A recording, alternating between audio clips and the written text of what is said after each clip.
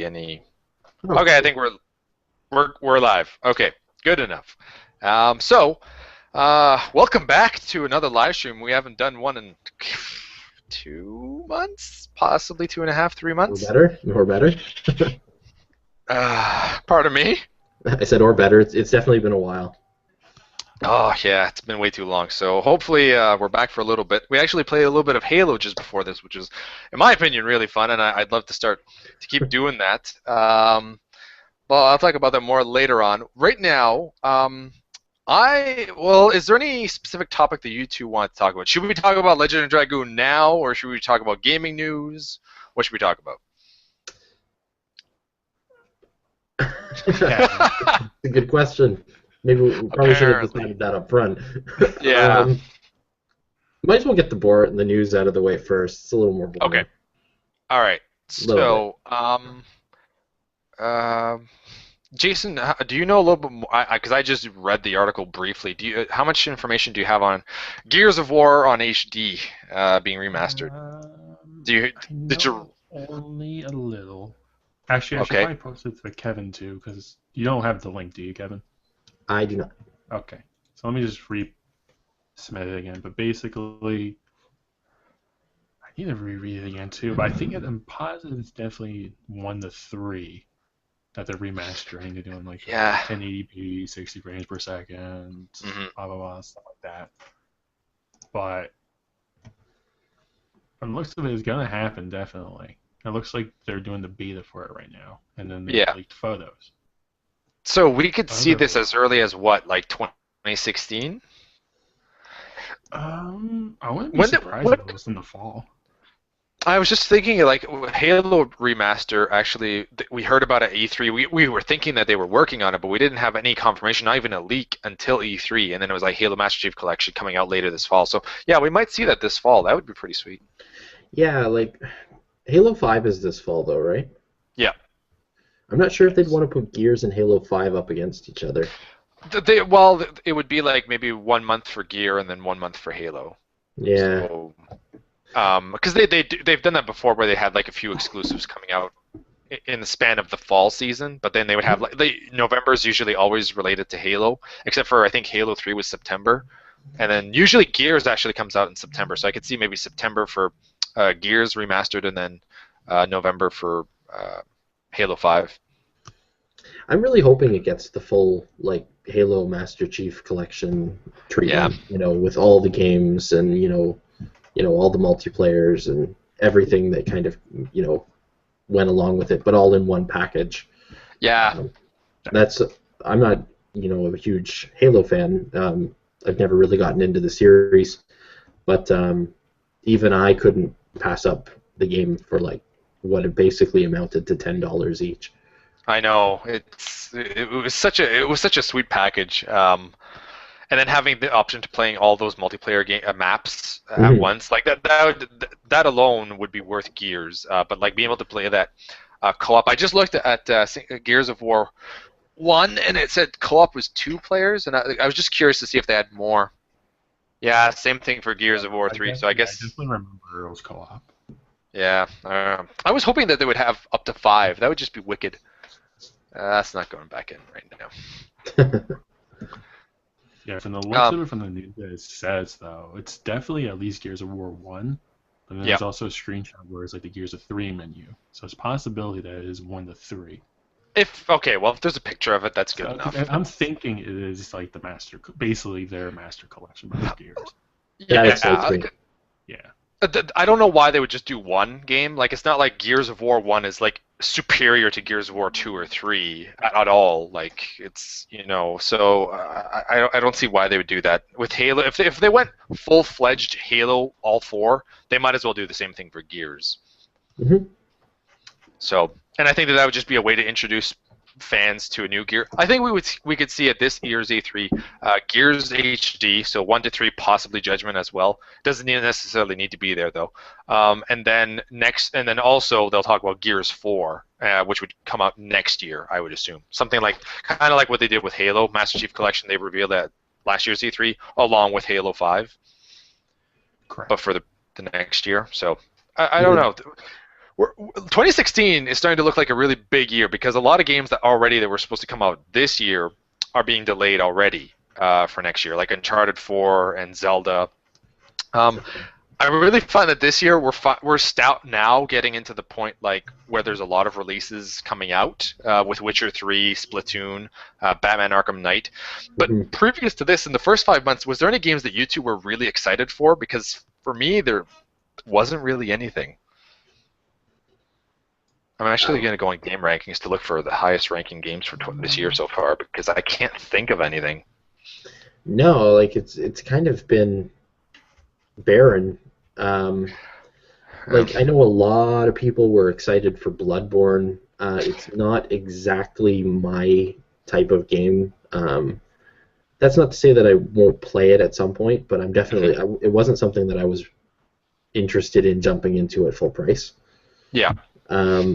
So I'll probably pick that up when it maybe becomes like a like a PS Plus thing, and I can get a good discount on it or something.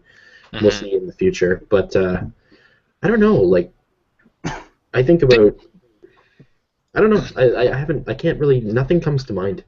There's only 2 remasters that were kind of interesting, which is Xenoblade Chronicles on the new 3DS, and also Majora's Mask 3DS. But that's like they're just remastered, right? Okay. Yeah.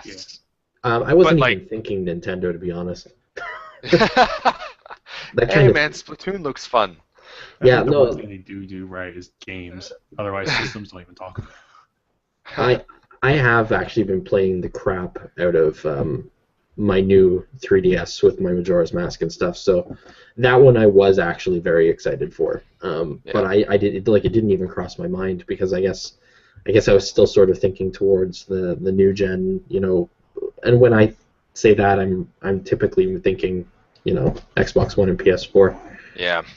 It's unfortunate, but the Wii U is kind of a bit of an afterthought, even if it maybe entirely doesn't deserve to be. Yeah.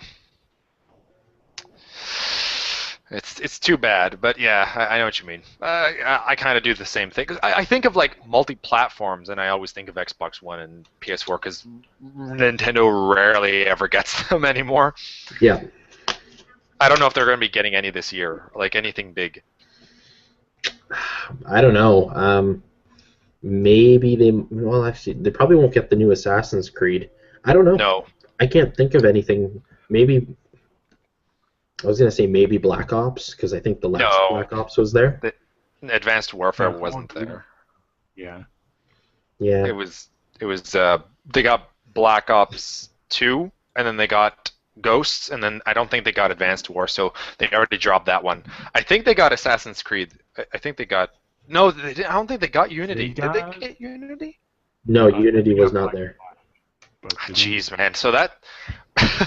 they're getting everything dropped. Arkham Knight is not coming out for Wii U, right? I assume it's not. Don't think I don't think so. And so Ubisoft is like, no, screw this. We're not even gonna touch Nintendo. Let's not talk about Nintendo. Let's or if we do, let's focus on the positives because we talk about so many negative things about Nintendo. So let's talk about the positives. Okay, so anyway, Gears. That's cool. That's awesome. That'll be really fun. The other thing that I wanted to talk about was Konami. So there's 2 pieces here for Konami. One of them was earlier in the week regarding YouTube, where basically this guy basically said that like what was it? Kojima versus Konami, an investigation. Basically, he just looks at a lot of things that Konami did wrong, and Konami said that you infringed on, basically did a copyright thing. So the guy fought it, and he went to YouTube and he said like, no, this is like my property, like I'm allowed to do this. And then YouTube, for I think the first time ever, without like like who's this guy partnered with? His partners did not do anything. They didn't like ask YouTube or try to get involved or anything. It was just this guy on YouTube, and YouTube is like, okay, you know what, you're allowed to do this video. And then they talked to Konami, and they're like, okay, you guys can't say that's a wrong copyright. This guy's allowed to do it. In most countries, they're allowed to do these kinds of videos, and they did not copyright. They didn't infringe on anything, so we're allowing this guy to go back online. So they basically, YouTube stood up for somebody, finally regarding copyright, and I think that that is awesome. I think that that is the step in the right direction, and if just from this, we could like be seeing a lot of other videos and like YouTube creators getting like their way finally in regards to like copyright claims. There's a lot to. Yeah, I didn't hear actually about any of that, so I was just kind of listening really closely to what you were saying. But it's nice to see a win, you know, for those, you know, for the people who do like to do, you know, Let's Plays and all those different types of content, because it's like. I don't know if it wasn't regarding a Let's Play though. So like he was doing like a review kind of, but he did use video footage of some stuff from games. But like he wasn't like, it was under 29 seconds, and I think that that's the limit for reviews or something like that. I'm not sure. I'm not 100% certain.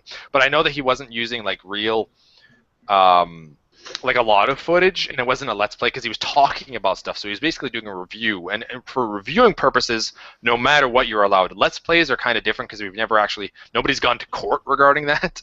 But like, so for reviewing purposes, you are allowed to show specific scenes, but you can't show more, I think, than... I'm not 100% certain, but there might be like a limit, like 29 seconds. And either way, this guy did not do that. So that's why they were allowing it. So I don't know if this is something that they could transfer over to Let's Plays as well. But at least for reviewing purposes, we should always be able to, from now on, or at least maybe not from now on, but like this will certainly help in that area. Like, I've never understood the major issue that gets taken with some of these things anyways. Like, that video, Konami taking issue with it at all is just stupid. It's stupid in two senses, because, for one, them saying, don't, like, no, you're not allowed to do this, taking it down, made it so much more popular when it came back up. And considering that it was so small to begin with, you know, probably only a few 100,000 people saw it. I don't know actually how many people saw it. I'd have to actually go check. But whatever it was, because that it got taken down and got re-upped, like so many more people have seen it now. So it really screwed themselves over by actually acknowledging, okay, that's a problem. We don't want people talking bad about us. Let's take it down for copyright, and we'll get away with it because we always get away with it. But YouTube's like, no. Yeah, and on the flip side, for the Let's Plays and things like that, I don't understand entirely what their issue would be there either, because you figure in the cases of those, you're either dealing with somebody who doesn't know anything about the game and is going to be intrigued and possibly buy it when they watch it, or somebody who probably wasn't going to buy it in the first place.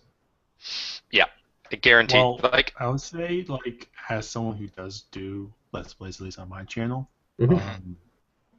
I actually went through a few publishers a while back. I actually don't think I've ever told either of you this before, but I've actually emailed a few of them, because basically they have like a whole policy where they're like, you can upload the videos, but as long as you're not like monetizing them or getting AdSense for them, you're perfectly fine putting up the video as long as you're not making any money toward it.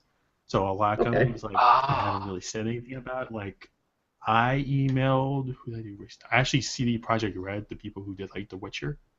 I emailed them a few months ago, and one of their head people contacted me, which is surprising because I emailed to people like EA, I think Namco I emailed too. I haven't really never got a response from them, but I got a response from Project Red, and the person, I won't say exact details, but basically said, yeah, they're fine as long they're just basically fine with it. So it really just depends on the company. I don't see you can. Yeah. Does that mean AdSense as well, or did they just mean you can upload the video just not with AdSense? You can upload with AdSense. At least CG Project Red told me in their email specifically. Yeah. Yeah. So as long that's awesome. Yeah, I say as long as you have to, just contact the publisher before you do anything else. As long as you have that written permission to do it, I think it's okay. Yeah. That's the safest way to do it, no doubt. Yeah. No doubt. Project Red, the guys that created The Witcher just seem like amazing people. Like, I don't know, out of all the publishers that are not publishers, developers, they seem really like they know what they're doing, and they seem really involved with the community and wanting to just like anything that the community wants. It seems like they're completely cool with it, and even answering you. That's pretty freaking awesome. Oh yeah. Because even the only other thing I realized too, there was one video I saw that was talking about YouTube's policy as well. It was weird. I forget how it was said exactly, at least Let's Players or reviewers or something like that. But it's like as long as you have commentary over the video and it's like educational and instructional, you can monetize it. Even if they put a claim on it, you can still counterclaim it, and it's through YouTube's policy. So even technically, some people who do like Nintendo videos and they still probably make money on it, they basically follow YouTube's policy rather than actually getting permission from other companies. So that's why they have their videos taken down sometimes, or sometimes channels are like closed down, or no, something like that. But yeah, that's pretty awesome. I like that. Things are kind of like finally, like it was like a few years ago, things were just going to hell with like YouTube and everything. Like Let's Players were just getting bombarded with like so many wrong things, and now finally it seems like companies are starting to realize that they can somehow benefit from YouTube. Like Nintendo with their policy where like if you register with Nintendo, then you can put the monetization and they get a percentage and you get a percentage. I mean, it should be going strictly to the Let's Player, but at least they're getting something out of it. because basically it's just like free promotion for them, so it's not even It hurting is. them at all. I know. I don't know. Maybe Nintendo's doing that because they want to make as much money as they can because they keep losing money on the Wii U. I don't know if that's something to do with it. Like if Nintendo was doing really well, like they were with the Wii, maybe they'd be like, well, we made like so much the last year. We don't really need to. Because I know that they were. When companies aren't making a lot of money and they keep losing money, they look at any ways to cut, but also they look at different ways to make revenue. Same thing, like they finally started doing mobile games, and I'm pretty sure that they're going they're going really deep with that too. Which, man, and that's another thing I want to talk about is mobile gaming. Freaking scary. I think Nintendo said that they're going to have like 6 mobile games in the next year or so, or something like that. Yeah. So, but they're not developing those themselves. They're developing them, in partnership with another company. So I'm thinking that's not going to divert too much. And I think knowing Nintendo, those will be experiences tailored for more of a touchscreen sort of platform, like like not 3DS touchscreen, but like what you traditionally think of like a cell phone app. So I think, I don't know, I suspect they're not going to be like the full meat and potatoes kind of Nintendo franchises. Like they'll be based on those franchises, but they'll be more mini game type of things. That I hope. Like if they just stick to like mini games, like there's a Zelda mini game, Mario mini game, and then they continue doing like the big games for their systems, 3DS and Wii U. I'm fine with that. That's fine. Yep. It's just it seems like a lot of people are starting to really get into mobile, and that's the other thing that I do want to talk about is that Konami is now no longer going to be producing any other games. Like Metal Gear 5, I think is the last one that they're going to be working on, and once that's done. Where did they say it? It's so bad. Okay. So this is the new CEO, I believe, of Konami. Following the pay-as-you-play model of games like Power Pro and Winning 11, with additional content, our games must move from selling things like items to selling things like features. Or we saw these games that even people who buy physical games are motivated to buy extra content. The success of Power Pro especially has motivated us to actively push more of our popular series onto mobile than ever before. Gaming has spread to a number of platforms, but at the end of the day, the platform that is always closest to us is mobile. Mobile is where the future of gaming lies. What? Like, he makes it sound as if like Konami has like always been about mobile gaming and that like they became popular because of mobile gaming, which is I think what bothers me the most about that is because it's so wrong what they're saying. It'd be fine if I think I would actually not mind it as much as like, as a company it would just make a lot more sense to go mobile at this point. We're not capable of doing like these big games anymore. She's not seeing the revenue that we used to. So unfortunately, we're going to go on mobile at the moment, and then just kind of like hush. Because I looked at the stocks for Konami, and they plummeted that day, I believe. be wrong, but I think they're in the negatives right now. I don't know if it's specifically because of this or if they were just already in the negatives and heading towards the negatives, but they're not doing good. I think I remember seeing something like with their stock. It's like they're doing better on like what was it, like their slot machines or something like that. They're making more money off of that than their own video games. I think I remember reading. What, really? Silly like that. Yeah. Like I don't even know where to start with all that. Like there's merit to some of what they say. Like I guess, if you like a lot of games are moving towards smartphones for sure. You'd hope that it wouldn't be these console type games that do so, but you can't argue with the market, like for the smartphone apps and the way that the games are consumed on there, and the way that people buy in and then buy coins to do things and all kinds of different microtransactions and in-app purchases and things. And it sounds like that's the model that they want to go with. But to turn it around and say that the future of gaming is the mobile platform, I'm not sure that many people inside the industry would tell you that consoles are going anywhere anytime soon. Yep. Yeah. And to say also that they what was it again? But at the end of the day, the platform that is always closest to us is mobile. Fuck you. That's God damn it. Yeah. Konami. That's just like they're just trying to make it look like mobile has always been. I don't know. It's just so wrong to me. I understand like going mobile, like Nintendo's going mobile, fine. It's extra revenue for them, but still, don't just give up or don't say things like that. You'd never see Nintendo saying, but at the end of the day, mobile, we've always been closest to them compared to consoles. Yeah. What? Yeah, and if they said arcades, that would be different. I'd be like, well, yeah, okay, I can't really fault you for that because that's pretty much where they became popular, and consoles as well.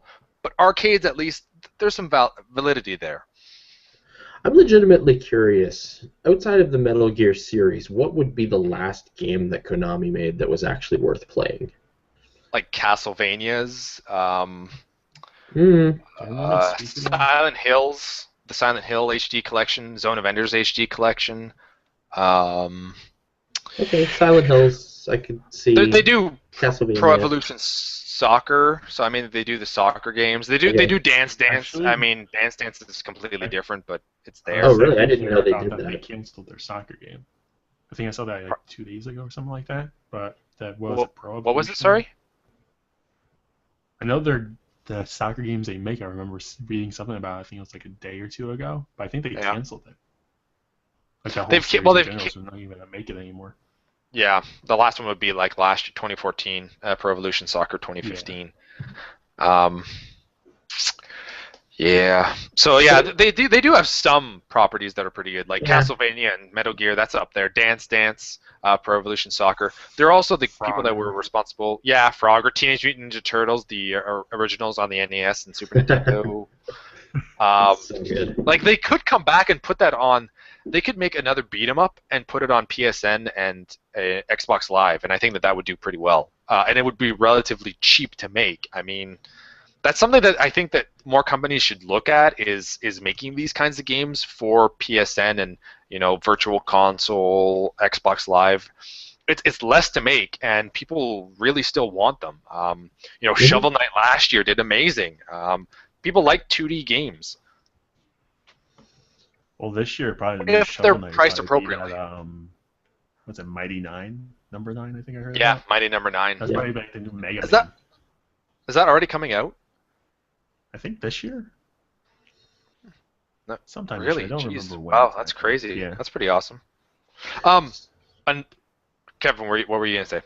I have a feeling I might know where you were going. I was gonna be like, Kevin, you're not gonna talk about a Kickstarter that's going on right now. Yeah. So I think I know what you're talking about. Yeah, so in the same sort of vein as Mighty Number 9, spiritual successors and things like that. I was actually really interested. I was really quite pleased when I saw the trailer or teaser or whatever you want to call it, that they released for ukulele, because it really does have that Banjo-Kazooie feel to it. Like the little bit that they've shown, like you listen to the music running through it, it's done by the same person, so it's not too surprising. But and then just the fact that Banjo-Kazooie, bear and a bird, ukulele is a chameleon and a bat, and the one thing I'm wondering is how exactly, like, I saw the videos and whatnot that they showed of all of this, and the worlds, while they seem to be generally a little developed, they're very empty, and I'm assuming that's just because they're early in development at the moment. I think it said they were only like 3 months or something along. That's pretty impressive if they were able to show 3 months worth already, and that's what it looks like, because that looks like, I don't know, that looked pretty damn good for a 3D platformer. I'm hoping that, so for anybody who doesn't know, who's possibly watching this, they put up their Kickstarter. They were asking for like 270,000 euros, I think. Yeah. And they got it in 40 minutes. And then they went on to hit 1 million in like 6 hours. And I think at this point it's sitting somewhere around €1.5 million. I'm actually looking at it right now too. Yeah. So at least U.S. conversion dollar-wise, it's at, what was it? From right now it's 1.6 million euro. Yeah, so that's probably 31 days to go. Yeah, and it's crazy. Like it is. I think at this point they said it's the second fastest video game Kickstarter to hit 1 million. Aren't they like in the top 5 for like Kickstarters of all time? I think Veronica Mars, the movie, is like one of them that got greenlit really fast, but there's, I think, another few. Or maybe it was second fastest, like, of all things. Like, I think it's the fastest video game, and it might have been the second fastest all-time Kickstarter, possibly, to hit 1 million. That would honestly make sense. It was really impressive how much they hit. And they added all of these stretch goals and all this content that they're going to add to the game if you contributed to the Kickstarter. But my hope, anyways, not just for this to be, hopefully a great game, but I'm hoping this kind of sparks the return of like those 3D collecting platformer games that we used to get back in like the 64 days, and it was on all the consoles. Like everybody had their own kind of idea of what they should be. Like I guess the collecting part came a little bit after. But the 3D platformers, like they all landed around the same time. Your Super Marios and your Banjos and your Crash Bandicoots, and like all of those sorts of things were all kind of born in that same generation. Yeah, and they did continue a little bit more so on the PS2, like with Sly Cooper, Jak and Daxter, Ratchet and Clank, Spyro. Yeah. Ratchet and Clank. Sorry. Oh, go ahead. I would say Ratchet and Clank is probably the closest thing we have current day to one of those types, like to Banjos and things. Sly 4 came out not too long ago. Was that 2013 or 2014? I want to say 2013. Okay. But that's not too bad. No, that's not too bad. Ratchet like continues. I don't think it slided very good in sales, though, which is unfortunate. I really want to see a PS4 or an Xbox One, but more so PS4 because Sony's just known for that. I want to see another 3. Yeah, I'm like you said, I would want Yooka-Laylee to do really well and to bring back, like, because I want another Sly game on the PS4. I want a 3D platformer other than Knack on the PS4. Mm-hmm. I definitely agree. Like, it seems like with the rise of, first-person shooters in the last generation, 2 generations, it really feels like 3D platformers have kind of been, shoved aside. And really, even the ones that we have got for the ones that really had you collect things and gave meaning to the things that you were collecting too, there seems to be even less of those. Like, not everybody's into that type of thing, but personally, like, I really liked playing the Banjo games. Oh, And sorry. like you go around in the Banjo games, and there's Yep. all of these things for you to collect. There's the jigsaw puzzle pieces. There's the notes. There's the Jinjos. There's like all kinds of different stuff. And while not all of it was entirely rewarding to actually go around and get all the time, I'm one of those people that will just collect them because they're there. It's kind of like Crackdown. That was one of the cool things about Crackdown is having those extra orbs. And like, I really like Crackdown though because like it was like a huge city and you had to jump higher and higher and higher. And I remember like one of the funnest moments was when we wanted to get to the tallest building in the world, and it took us like forever. But what was really cool is that not only did it take really a long time to get there, it wasn't just because it was so freaking tall, it was because we had to use specific strategies like, well, we got to jump over there because we can only jump this high. And we like, it was like a puzzle to get to the top, and I loved that. That was so fun to do that. I'm really sorry. Go ahead. No, go ahead. I'm really hoping that they find a way to, you know, to have that same feel in the new Crackdown, like to present that same thing where you're scaling buildings all the time and there's a challenge towards trying to get to the top, because there is incentive to get to the top of buildings because there's special orbs and things there that you have to get them all if you know, because you just have to get them all. Yeah. That's really the only reason. But I loved though when we hit the top of that building, we decided to run and jump off. Yeah. And this building was so high. You jump and you like go flying off into the water somewhere.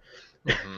My jump, I land splat on the pavement. We both aimed, and I think you just jumped a little bit too quickly, so I had a little bit more of a run.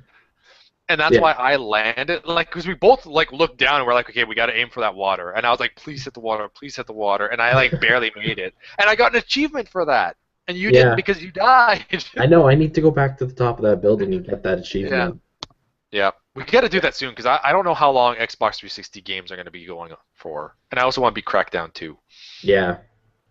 Is that 4 players or just 2? I don't know. That is a good question. But I actually never even played the second one. Neither have I.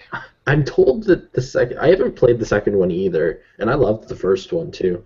My understanding is the second one is nothing like the first one. Yeah.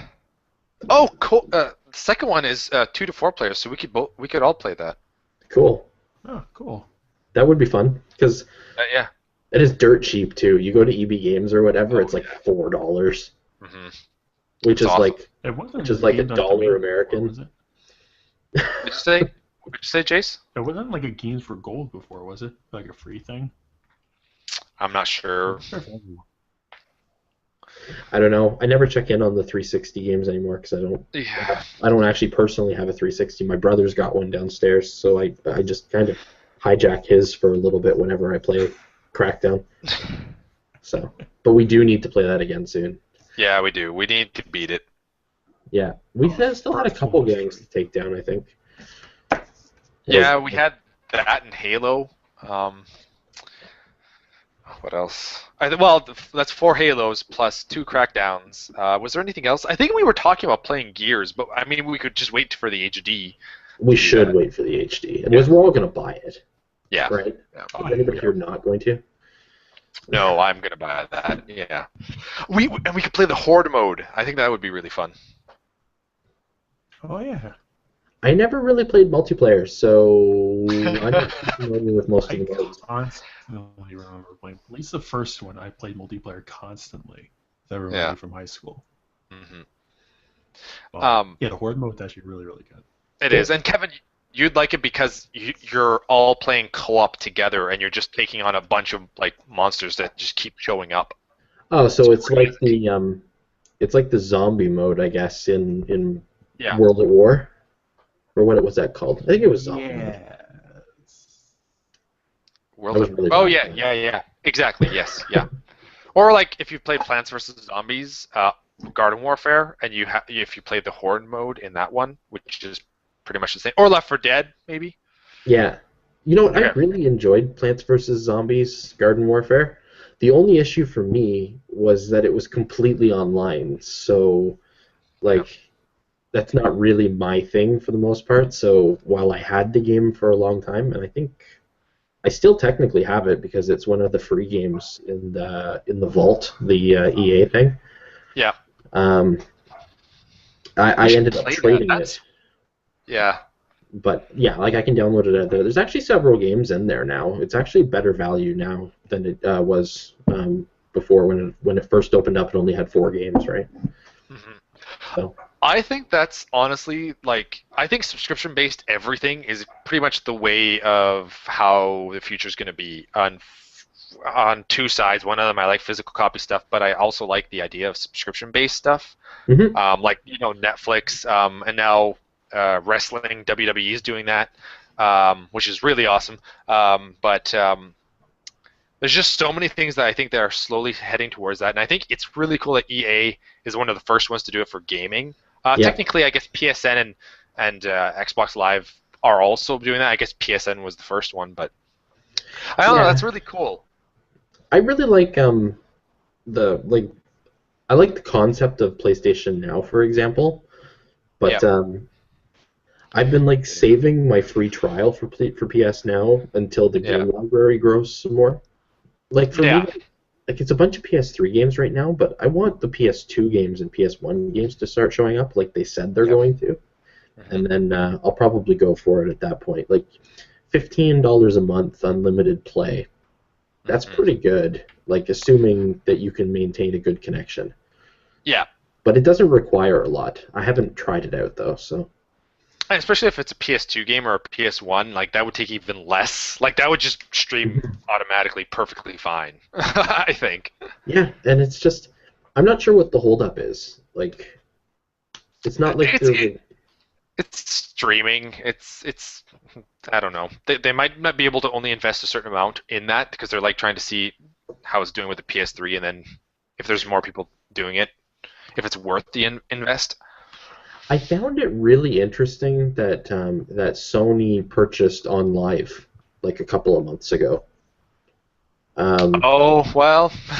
They were Gaikai and On Live were rival cloud services before, right? Yeah. And then Sony bought Gaikai, and they stopped doing their thing pretty much and just went to doing Sony stuff.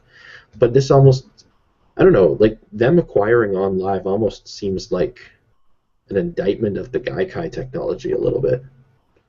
I think it's just if they have both, then they're able to look at both of what they did, and then they can just implement. I think that in that case, they're really going to go forward with the PS Now. I think that they're just bought both, and now we have all the technology. We have no competition.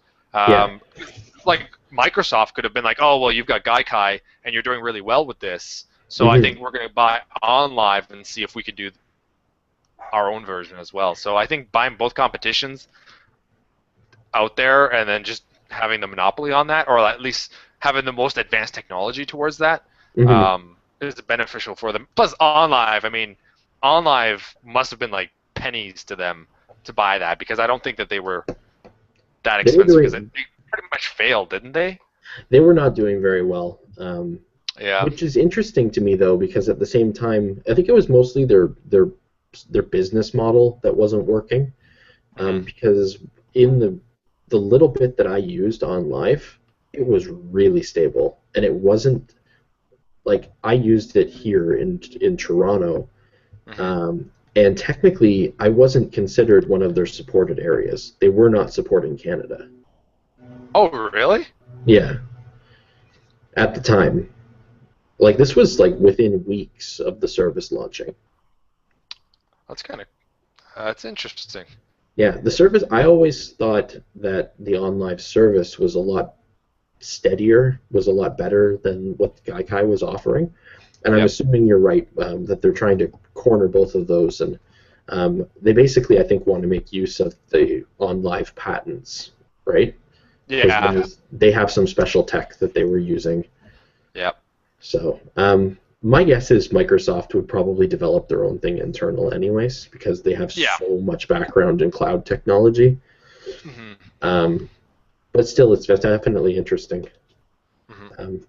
I'm really hoping that they do put a lot of effort into PlayStation Now. I love the idea of just booting up my system and not having to download a game, just saying, this is what I feel like playing right now, click it, and it instantly starts playing.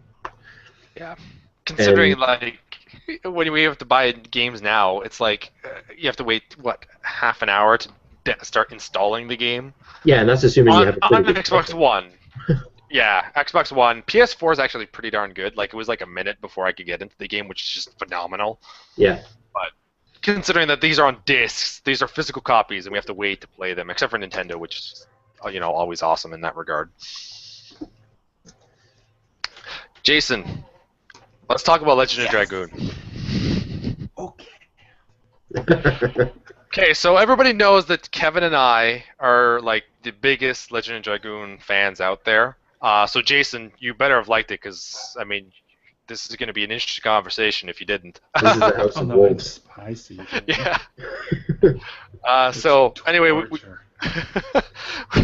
we told Jason to play the game probably like on one of our first live streams ever, because we really recommended it. We both loved the game and we want to talk about it. And that's something else I want to get into after this. But Jason, give us your thoughts on Legend of Dragoon. He's done an entire Let's Play of the entire game on his channel.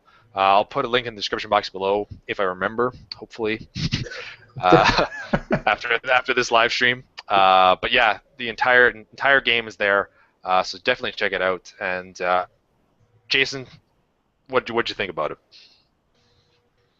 Oh my god, it was such a drag. The hardest Let's Play ever. It was such a drag. I had to do the my entire God, game. So long. I actually believe that a little bit through the first disc. Did you really? What? Well, I found the first thought- disc, like, I don't know. I love the first disc. no, it's not that I don't love it. I thought like at the very beginning when you first started doing the Legend of Dragoon, your Let's Play, Yeah. I felt like you were forcing yourself to continue through the first disc. My problem, I think, was I was trying to force myself through the stream. I think I was just streaming for way too long in the beginning. That's why I ended up Yeah. stopping that would make streaming and sense. doing individual parts. When you did the Because it's individual best. parts, Hmm? when you did the individual parts, would you do like a bunch of them in a row? Or would you just do like one video and like that's it for today and then move on, or would you I would record do like? a bunch in a row. Yeah. Okay. So it would kind of be Yeah. like the streaming thing, but you wouldn't have to be focused on like talking to people on the stream type of thing. It would Take basically be like, breaks. yeah, because I would do maybe like a half-hour recording, or depending on how long the video was. I'd do Yeah. a little bit there, end the video, and then I get to take like a small, like 5-minute break where I can actually rest my voice for a second, Yeah. and then I would just start up again.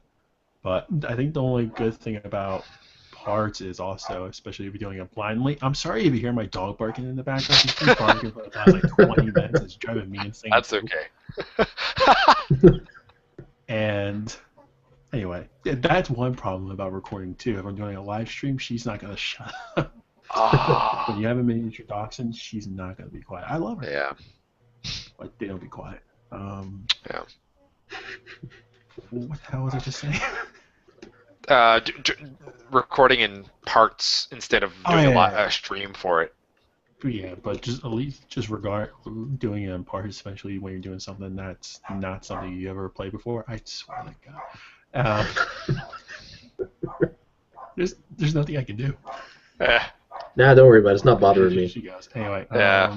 Same. But yeah, if I do it at least in the individual parts when it's blind, I can at least be like, oh wait, let me double check on something. I can cut out for a second, double check on it, and be like, oh okay, now I know what I'm doing. I'm not looking like an idiot. I remember Yeah. I think during the last stream I did, when I was doing Legend of Dragoon, I had one part like that where I was completely lost. And I'm like, this is not a good thing to edit. And he was like, Yeah. Yeah. So I decided to just start doing individual parts then, and it made it so much easier doing it like that. Now, before we talk a little bit more about Legend of Dragoon, just out of curiosity, out of all the Let's Plays that you've done, which game do you think you were like, oh man, I just can't wait to play this more, and it's too bad that I have to do like a Let's Play of it, because I would just like to just play this, go without having to like make commentary. Oh boy. I know it's a big question, but I would just say off the top of your based head. on one that I've never played before, Mhm. probably Shovel Knight. Because I did do something on that, even though it wasn't really caught up on, or at least I finished it, but I don't think really many people watched it anyway. But at least Okay. one playing it by myself, or at least never recording it first, I think that would be one. Mhm. Based on what I played before, probably Skies of Arcadia. Yeah. I would say that game is my Legend of Dragoon, at least growing up when I played it. I absolutely loved that game, which, by the way, you two should both play because I finished up your game.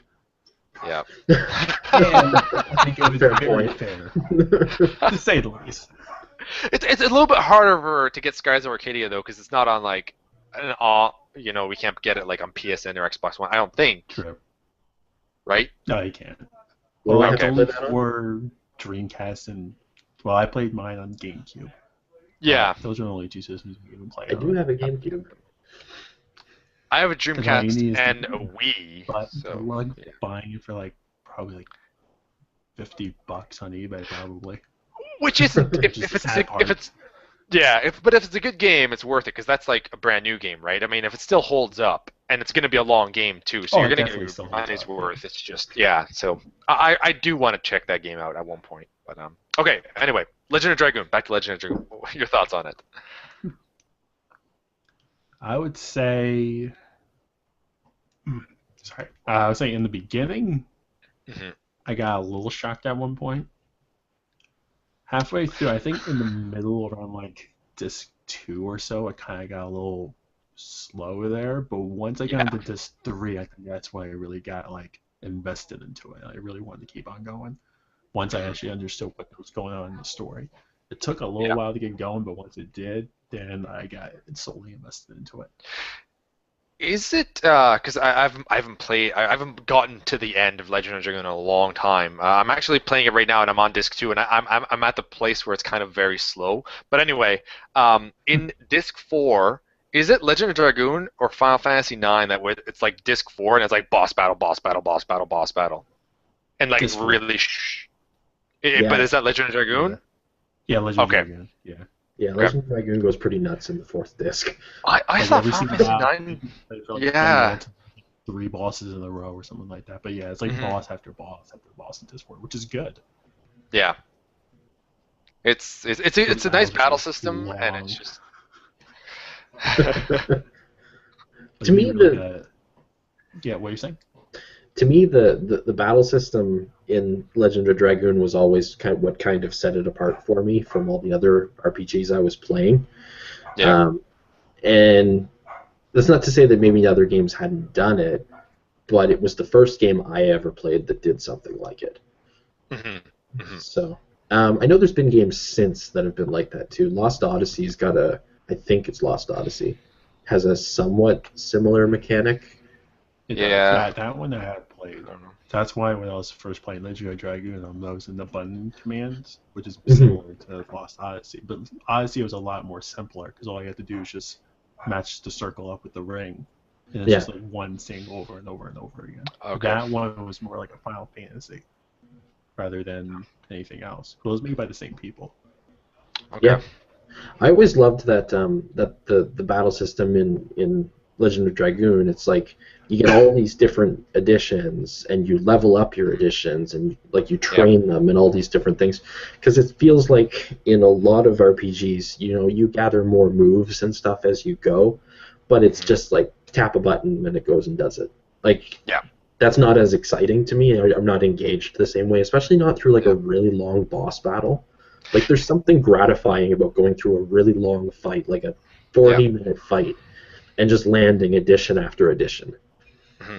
It makes the time go by a lot faster because you're doing something every time that you attack, and you're going to be doing something every time that you attack. Whereas if it's like you're playing a Final Fantasy 9, for example, because that's another game that I'm playing, I attack, he goes and does the thing, and I wait, and I just watch this over and over. But at least when you're doing the additions, you're paying attention because you're trying to nail these, right? So you're constantly watching and paying attention. I find that it makes it go a lot smoother. But I think that if games are going to be turn-based without having that kind of a battle system like Legend of Dragoon, they should go the Bravely Default route where you can fast forward through the entire thing. Bravely Default has one of the best battle systems because of that, like rewind or not rewind, but fast forward option. I'm assuming there's other games, but that's the only game that I played where there was like a fast forward option, and I loved it. I might be one of the few people that actually enjoyed the battle system of Final Fantasy 13 as well, with the paradigms and the stuff like that. Because honestly, for me, and I don't play every Final Fantasy, so I skip over certain ones. But to me, it was like it was different. Whereas it's not that typical cast spell and it does its thing, or press attack to attack. It was a different play on the RPG systems. So I don't remember what my original point was there. Probably didn't have one. You just wanted to talk about Final Fantasy 13. Yeah, why not? Different battle systems, and some people aren't fans of certain ones, because I was talking about Bravely Default, and I think we were just talking about our favorite battle systems. Kinda, not really. Yeah. Skies of Arcadia. What's the battle system in that like? Game, the battle system in that is completely basically everything goes off like a command point system. It's been a while since I last played it, but it was like a command point system, and then you can only attack certain amount, or at least you can only use certain amount of command points when you're attacking. Yeah. So sometimes you can't use the super strong attacks. You have to actually save them up, or it's convenient. And then I think the best part about it though is just when you're doing the airship battles. Those battles are just so much fun, especially once you start collecting like a crew and stuff like that. Spoiler free, obviously, but it's really. I didn't know that there was air battles in there. Like I knew that they were in the sky and they were pirates. That's awesome. You didn't watch. You're selling me on this game even more now. That's like the one thing that's really unique about it. It's just the whole ship battles, and there's like certain parts where you're doing the battles where it's like if you attack on this turn, it could be really bad because you could just get wrecked because the other ship might have like an advantage on you. So you actually have to watch out for certain advantages in the ship battles, which just makes it interesting as you're battling along. Well, I'll have to look into that. Like how fast? I'm sorry. Well, I'm sorry. How fast paced is the actual game? Like, would it work okay in an emulator if I tried to do it through that?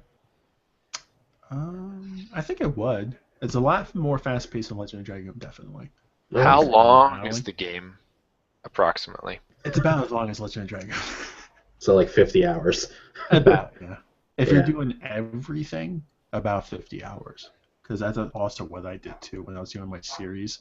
I went back and I tried to get every single crew made and everything that you could possibly do, except for like one really hard thing. That was the same thing with Legend of Dragoon. There was one part that I didn't get during that playthrough, but same thing with Skies of Arcadia. There was one thing I didn't get as well. But I would say it's a little bit shorter, but only by a few hours.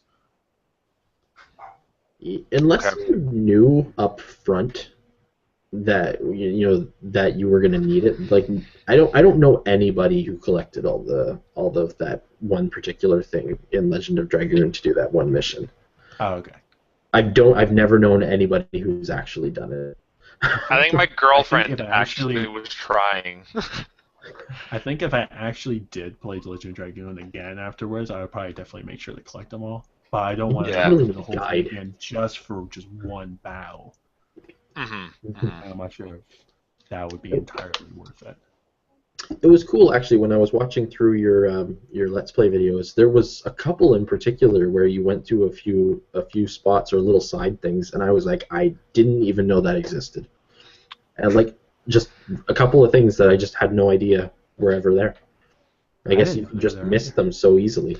Oh yeah, I find that whenever I go back to a game, like I don't know what the hell I'm doing, and I'm like, oh, this is new. Just quick. Jose Enriquez just said hi to us, and he said, "How are you all recording?" So we're doing this on Google Plus, which isn't the greatest thing, but it's just through YouTube, and then just links us over to Google Plus. That basically it's like a Skype conversation through YouTube/Google Plus Hangouts. So just wanted to respond to that. It would be better if it was on Skype. Oh yeah, my goodness. A million times better. Yeah. Yeah. Everything would work just smoother. And they change it all the freaking time. Every time that I do a live stream, it's like, oh, we've changed a few things, and it's gonna be hard for you to find out where to do everything. And I'm like, ah. Yeah, it's like every time you log in, something's changed. Yeah. Yeah. Has the font changed for YouTube for you guys, or is that maybe just like? It's actually just. Yeah. Okay. Yeah. I don't mind it though. This is the first time ever that I'm like, I'm okay with this. But millions of other people would be like, no, I want Yeah. Times New Roman. I want the option to pick my own font. Yes, that's what I think it should be. Honestly, like it shouldn't be that hard to have like a few. I'm not saying like every font, but I think that there should be like an option to choose which one you want. Oh well. Okay, so was there anything else that you want to add about Legend of Dragoon without spoiling anything? Just did you like it a lot? How much did you I did like it. I will say that I did like it. Did you like it as much as you thought you would? Less or more? Equal? Did we hype it up too much? Yeah, I mean, I guess that's what we're looking for.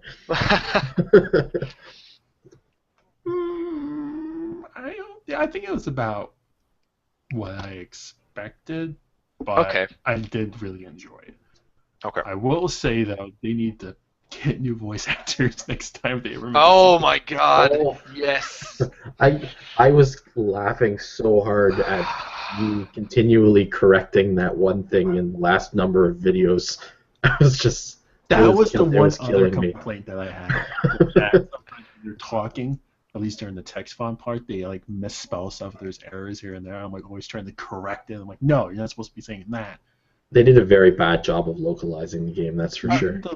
Even the last edition of another character, I think I mentioned during the series near the end, it's not. I can't say it without spoiling it, but he was saying something else, and on the font is a completely different name for the edition. I'm like, no! Yeah. Comes up in the bottom corner. Yeah, it's like the bottom corner, it's like, that's the name of it, and he's saying something completely different. I'm like, no. What's wrong? Just in regards to like different misspellings and typos and stuff like that, because you've also played them a lot. Don't you find Harvest Moon is like littered with those? Oh yeah, the first episode of Magical Melody, those littered. Right at the beginning of the game, here's a typo. I'm not even kidding. The first 5 minutes, there was one error. Right? I'm like, really? I don't even remember this. I played this game like almost 10 years ago now. Yeah. I'm going back to it finally. I'm playing it, and I'm like, forget it. I don't even know what to say anymore. It's definitely awesome now that all three of us have played that game. So when Kyle and I, take off on some random Legend of Dragoon tangent, we're all on the same playing field. Yeah, we're all on even ground. Finally, yeah. So. And that's what I wanted to bring up too, just to make these live streams just have even more something to talk about and something that's going to be really hard for us to do and follow up on. But I was thinking of maybe doing all three of us choosing a game that either we've all played before or that we've never played before.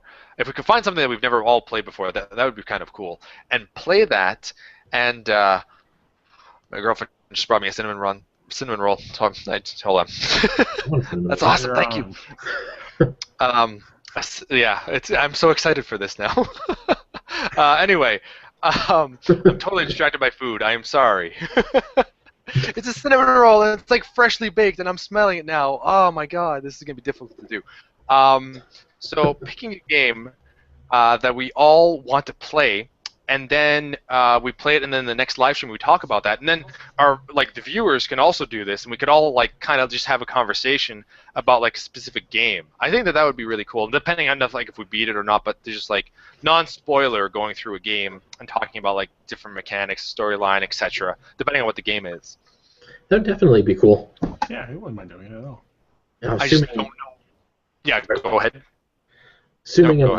Assuming everybody's got the time, I think that would be great. If you can that's obviously the trick, whether everybody can find the same time to be able to play through. Mhm. It would be interesting if we were playing through like a co-op thing in some ways, like a story, like a game that has a story, but you could actually play at the same time, or even just story modes individually. But we'd have to like know where each other is, or are we talking like the full game being beaten between them?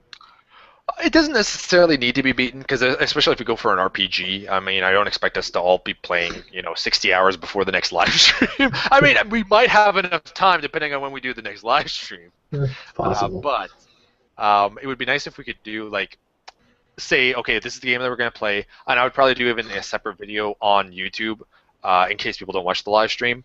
To talk about that, to see if other people want to play it too, and then we'll come back and we'll kind of talk about a specific game. And depending on how long the game is, we could even do like a spoiler-filled video, and just I'll say at the beginning, we're going to be talking about spoilers here, yada yada yada, because it would be kind of be different. It would be cool. I think that it would be also nice that the other people that are watching could play it as well. We'd have to be specific on certain games. I don't know. It's just something I was thinking of. It would be really hard to figure out what first game to play. I would want to do every once in a while, like if we continue this, like have one game be a single player game. We'll all play this. It's single player, and then also have co-op games where we could all play together too. Yeah, it would almost be like games that are chapter based would be the easiest to do it with, because then it'd be like play chapter 1 and we'll talk about it. Yeah, that's pretty good. I like that. Or like chapters or acts, right? Read the first 2 chapters and we discuss the book. Exactly. Yeah. I like this. Yeah, a video game club. Actually, like this. Not to specifically say, like, kind of. I've been playing lately. I've been playing 3 games, all on my Xbox One. The first Walking Dead season, the Telltale Games thing. Yep. And then I've been playing The Wolf Among Us, which is also Telltale Games, and I've been playing the Game of Thrones, which is also Telltale Games. And you're just loving those point-and-click adventures, aren't you? I really am, actually. I was to say I actually have The Wolf Among Us, but I never got to play it yet. What do you have it for? Mine's on the PC though. Yours is on the PC? Yeah. Well, it would be good either way, no matter which port you put it on. You should play it. It's actually really, really good. Because I played The Walking Dead. I played the first one and the second season of those 2 already. Those games are awesome. Yeah, it's very similar, just a totally different story. It's really good. If you enjoyed the other ones, I'm pretty certain you'd enjoy these. Do you watch Game of Thrones? I was gonna say that's another thing you guys told me like a year ago to start watching, but I'm actually caught up with the series. I've been watching it every Sunday. Cool. So Game of Thrones also has a Telltale set. The first 3 episodes are out now. The next 3 are coming. My girlfriend's gonna go crazy for that. I know she loves Games of Thrones, and she likes like point-and-click adventures that are like her favorite almost. Like they are great. Yeah. I've played. I'm really enjoying. They are great. Honestly, Kevin, they're actually relaxing games in some ways. Like the Borderlands one? I haven't played the Borderlands one, but I've never played Borderlands. Really good. I'm still trying to beat Borderlands 2. Yeah. What? Yeah. Why don't? How? We could play Borderlands all together, and that could be our first game that we talk about as a co-op game, and then we could do a Telltale game as well afterwards, and then we could do the Borderland Telltale game. Yeah. I can do Borderlands, yeah. Anyways, I guess my reason for bringing that up in the first place was those games are all they're all episodes, right? So it's like play chapter 1, and then you could talk about chapter 1 or play the first 2 episodes or whatever, right? Yeah. But they are episodic, so they work really well for that type of thing. Plus, they're awesome. So. I also, just saying, throwing it out there, the last story on the Wii also is chapter-based. So, Kev, I mean, we could do that game too. Would you believe me if I said Skyward Sword is chapter-based?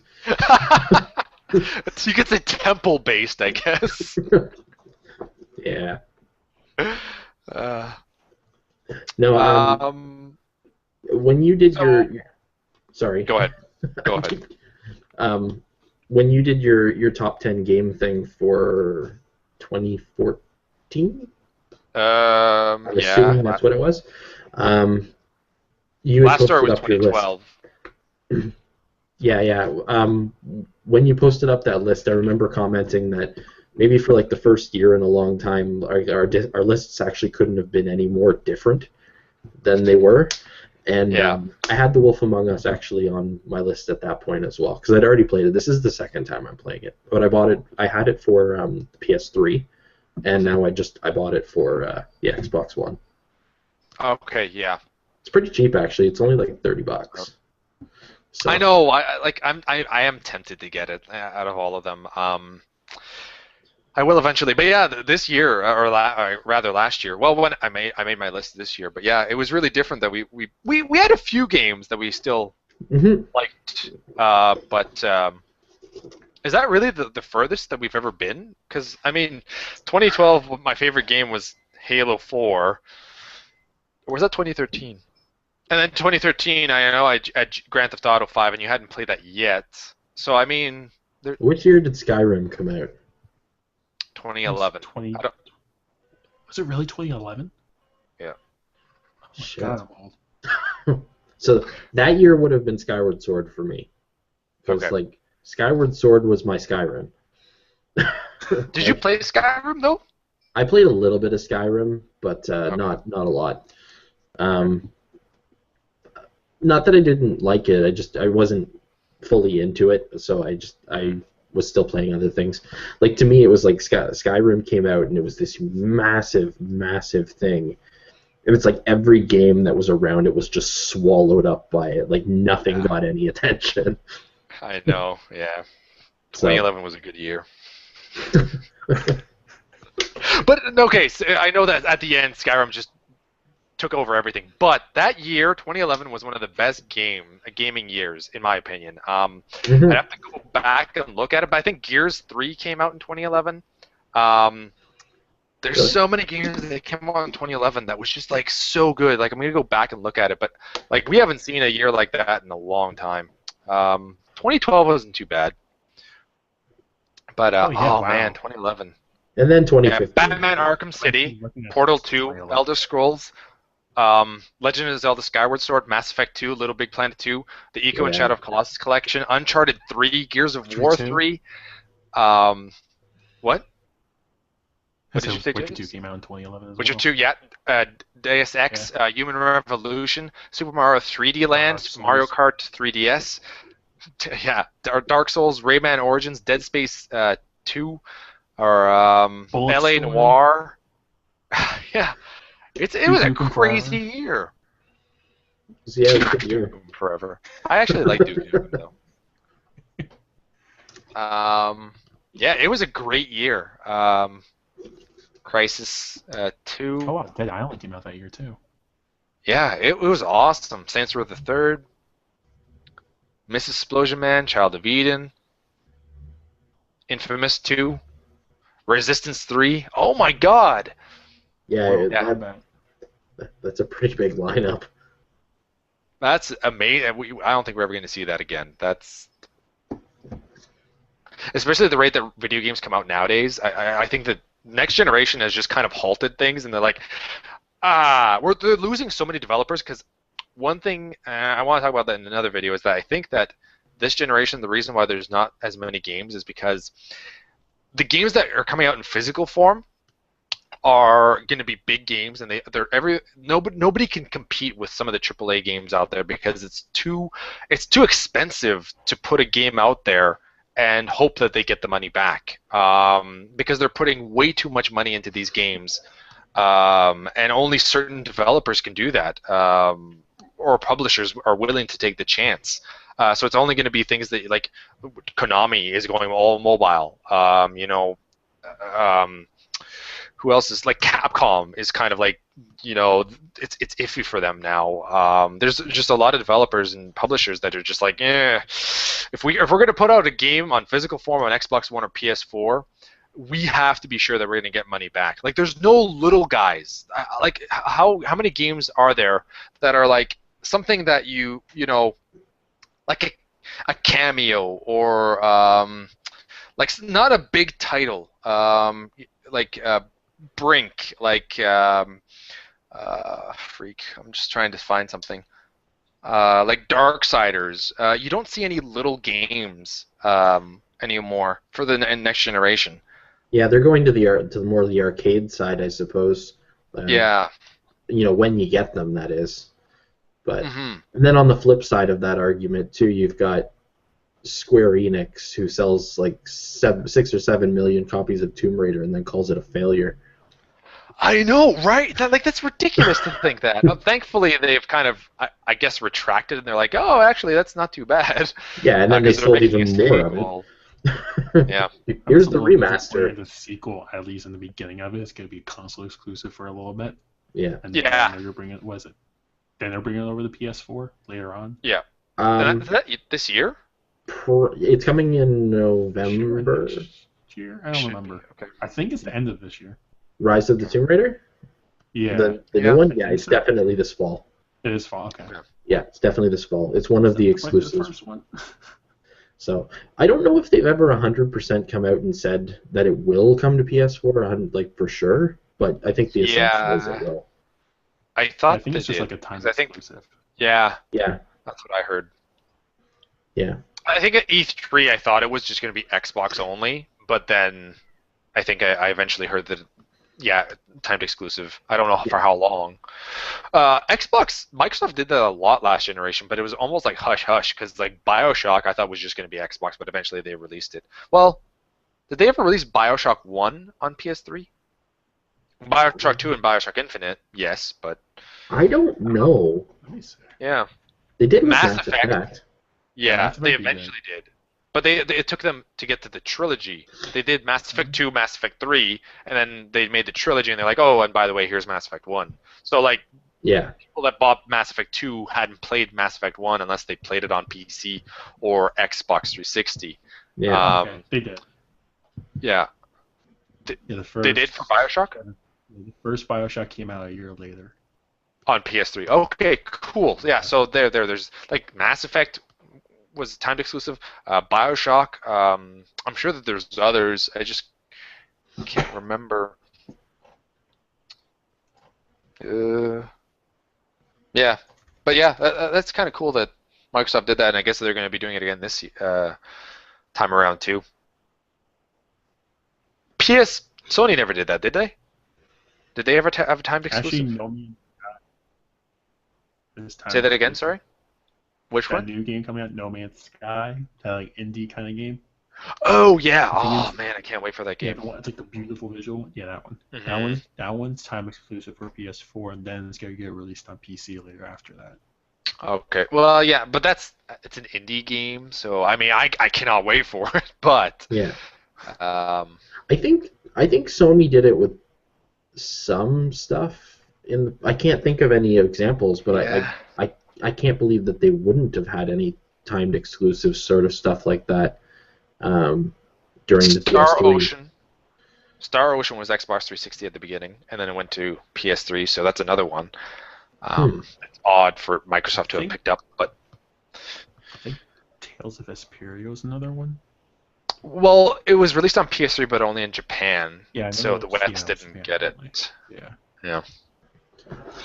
So, we're not too far off of E3 now, if you think about I it. know it's exciting because like I haven't been paying attention to a lot of gaming news because I find it really boring and like there's nothing really that came out that I was like excited for. So my channel has just been like, ugh, not doing anything in the last little while because there's nothing to talk about, and I haven't been excited. So I've still been playing games on the side, but I'm not playing anything specific that's like really exciting to talk about. And it just when there's nothing going on in the gaming world, what? Have you seen What did you the say? leak for Rock Band 4? Yeah, Rock Band's for me. Hey, I know actually that a lot of like people it. are It's actually excited, and pretty that's decent at cool. I do like though that they took a long period of time off from that because releasing a new game every year or two for that It was kind of stupid. That was one place where DLC made the most sense because here's a bunch of tracks. You have all the stuff already. There, just keep releasing DLC. That's where it made sense to me.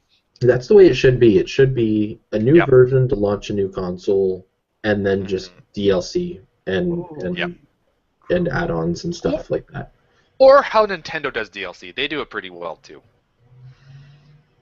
I've never downloaded a Nintendo DLC. I didn't. Neither have I, but I've heard.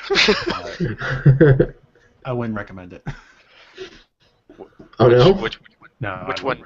I don't like it. I did on my 3DS. I tried downloading a Pokemon one.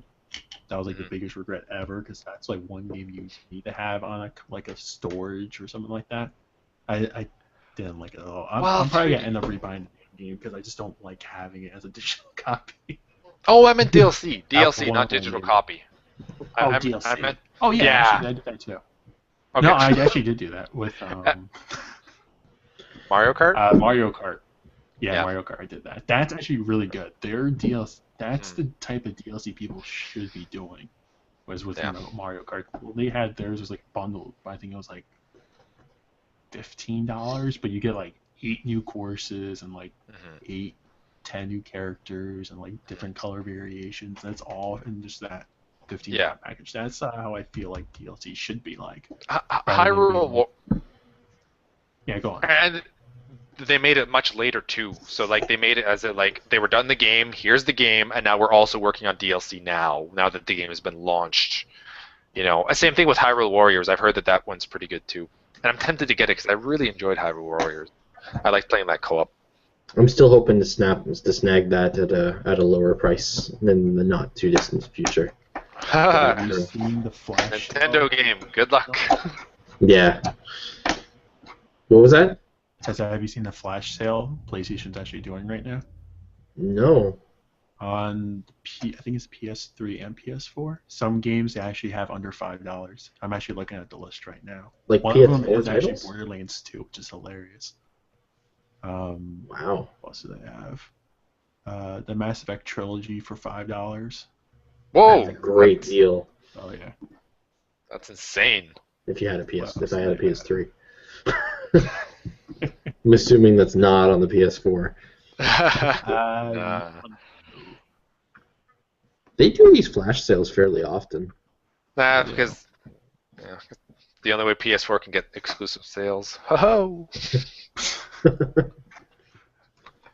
I'm not knocking the PS4 because the PS4 is doing amazing. It's doing better than Xbox. But man, in terms of exclusives, it's pretty bare bones. Yeah, for sure. True. Bloodborne, at least. Bloodborne, but that's not my cup of tea. And then The Order I was really looking forward to, and I heard like it was getting slammed by reviews, and I was like, I'm going to wait for that. Yeah. Batman is really the first game that I'm really excited for this year. Yeah. Which is kind of sad, because it's like June 23rd. I am excited for The Witcher 3, but unfortunately I want to play The Witcher 2 first, and I'm really bummed that I'm telling you, if you end up getting Witcher 2 and playing Witcher 3, you're never going to see it, because Sarah's going to love that too. I guarantee you she's going to love it. If she likes Dragon Age, she's going to love Dragon Age. I guarantee you that. So you'll never see it again. If she's playing... Sorry, Sarah, if she's watching this. No, no. Oh, God. She's going to be playing that and like not The Walking Dead, the Game of Thrones Telltale game, and I'm never going to see the Xbox One again. It's already pretty bad with Inquisition. But what I'm thinking of doing is I'm going to bring in we have another TV, but I have it in this game room, and this game room only has like my older console, so I'm going to bring that into the living room for when she's playing like on the Xbox One, and I'll play something on like the PS3 or something, because I don't feel like bringing all the systems that are out there over here, so I'll just bring the TV over there, so that then we can both play, so it won't be that much of a hassle anymore. All right. It wouldn't be too bad if I had something on the Vita or the 3DS, but I'm just not playing anything right now on that. Although I really want to pick up like either was it Story of Seasons, Story of Seasons, the Harvest Moon game that just recently came out. That's not Harvest Moon. Yeah, Story of Seasons. Yeah, that's it. Yeah. You know about it, Kevin? Yeah, I've seen some stuff for it. Are you tempted? I don't know. It's I think basically the first game that we should all play together is Story of Seasons. It's basically Harvest Moon. Like, Yeah, I think that's basically it, yeah. So my understanding is like Harvest Moon is kind of like Animal Crossing but with a farm. It's basically like Animal Crossing with the farm that actually goes by quicker. It's not real life time. You actually do day after day after day after day right away. Yeah, you know how Animal Crossing is like minute per minute. Yeah. Whereas Harvest Moon, you can go through a day and like just if you just go to bed, the day will be over. Yeah. But a day usually lasts like maybe 5 to 10 minutes, depending. Okay. Maybe 5 to 15, depending on the game. I'm not sure there's a better suited Nintendo franchise than Animal Crossing for maybe Pokemon, but for like mobile devices. Yeah, that'd probably do really well, and they could make a fortune on microtransactions, which is really always connected, right? You know, yeah. like you're talking on a cell phone or something. Like if you're putting it on a cell phone, you know, you got your 3G connection. You're going to be getting notifications and crap all the time. Oh my god. Oh, actually, Harvest Moon wouldn't be that bad either because you could treat it like Farmville. Right. So I think Animal Crossing and Harvest Moon could do. Although Animal Crossing would just blow Harvest Moon out of the water because so many people know about that series. But just also what you were saying before, Story of Seasons is Harvest. What happened with Harvest Moon is that last year there was a game like 6 months ago. Harvest Moon Lost Valley came out on the 3DS. A few months after Story of Seasons came out. The thing is that Natsume, who was the publisher of Harvest Moon for the longest time, ended up. There was a conflict with the people that made Harvest Moon, the actual developers that were in Japan. So Natsume kept the name Harvest Moon and decided to develop and publish their own Harvest Moon game, but because they kept the rights to it, it's called Harvest Moon. And Story of Seasons is the actual developers of all the old Harvest Moon games. Oh, they so couldn't it's use the Harvest. Yeah, it's the true Harvest Moon. The true Harvest Moon is Story of Seasons. Harvest Moon Lost Valley is like Natsume on their own trying it for the first time, and apparently Harvest Moon Lost Valley is not the greatest, and apparently Story of Seasons is a lot better because it's the actual people that have been working on it for the longest time. There's actually reviews up for it already. Yeah. At least on like Metacritic and stuff. It's getting really good reviews. Which one? Sorry. It's Story of Seasons. At least yeah, I see one on IGN. At least I was looking at like, what was it? 8.4. Yeah. So it's similar. Sorry. Go ahead. No, go ahead. I was just gonna say, so it's similar to Ukulele. It's kind of the, you know, it's the same sort of situation in a lot of ways. Yeah. It's the same developers, but like the Story of Seasons is all the developers that worked on Harvest Moon. Like it's not like a smaller team. But yeah, it's pretty close. Mass. Yeah. Well, it's just like they couldn't reach an agreement to develop the next Harvest Moon game, so Anatomy is like, okay, fine, you can guys do whatever you want. We're going to continue doing Harvest Moon because we still have the name to it. So they just found, I don't know if Natsume themselves made it or they found like another developer. But either way, they made, and the Lost Valley looks kind of cool because they kind of add like a Minecraft option to it, or like maybe a Sims build. Like you can build how you want your farm to be, and you can go and like basically make these like giant mountains and stuff, and basically just create like this entire world that you live in and farm in. That seemed like the biggest thing, but apparently the rest of the game is just really mediocre. So. But Story of Seasons, like you said, Jason, it's getting really good reviews, and I'm tempted to get that game. But I'm playing so many games at the moment. I'm playing too many RPGs. I'm playing too many games that are like 60 hours, and I'm like, ah. That's my problem. Yeah. I love games that are like 10 hours. No, Story of Seasons. Yeah, I'm playing the Telltale games, which are relatively short. I don't think any of those seasons are much more than even maybe like 10 hours max. The only other game that I'm playing right now, because I already finished Majora's Mask, was the only other one that I'm playing right now is Spirit Tracks on the DS. Yeah, you're supposed to be doing like these videos about like how much Zelda stuff you buy.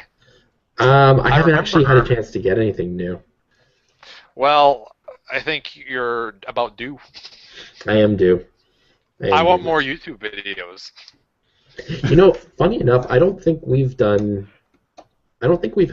a live stream since Nintendo started talking about the fact that they've got their new system in development as well. Yeah. It's kind of an off-shooting topic a little bit, but it's kind of how these live streams work. Yeah. The OCD. No, not OCD. ADD live stream. I had a thought on, they were talking about how it's going to. Nintendo always says this, but they were talking about how it's going to change the way you play gaming and like that you play games, and it's revolutionizing things and all these different things. But they didn't give any specifics. What do you guys think of? What if Nintendo tried to, back in the day they had those Nintendo Fusion commercials, not commercials, but they were. It was like a fake thing, right? Where it was supposed to be. It was supposed to be a fusion of a handheld system and a console system. Okay. They wanted to merge the markets, sort of thing. It wasn't a Nintendo thing; it was fake. But I was thinking maybe now's the time that they could actually do something like that. You look at the power that you're getting in some of these smartphone chips and things these days, like the really high-end NVIDIA Tegra chips and stuff like that. Yep. And I don't know, it says to me, if they wanted to, they could build a really powerful handheld system that docks to a console just to play to the television. Basically, I think that, they could do that, definitely, because if you even just look at how powerful the Vita is compared to the 3DS, and the Vita can do that. You can hook up the Vita to your TV already. So I think that unfortunately, that might be the route that they're going. I'm saying unfortunately because I really like when they make a game that isn't meant for handheld, because I think that it limits it sometimes. I look at the Vita and I was able to play Uncharted, but it didn't really feel Uncharted. Yeah. In some aspects. But I think if they somehow nailed it and it felt like when I'm playing it on the big screen, it feels like I'm playing like a Nintendo console. Yeah. I'm okay with that because I want Nintendo to be around forever. For as long as I'm alive, I even when I'm gone, I want Nintendo to be around forever. I love Nintendo. Yeah, I don't know, I had this sort of picture of, a handheld with a ton, just as much power as they can possibly put in this thing. So, pretty high-end. How much would that cost, though, for them to make, and how much would they charge? Because that's the biggest thing with Nintendo, is that they have to charge a lot less. But again, you could position it as mobile and console, right? So if it was essentially doing both, I'm not saying it would be a good decision, but it would be it would be interesting. Yeah. I'm not sure. Yeah.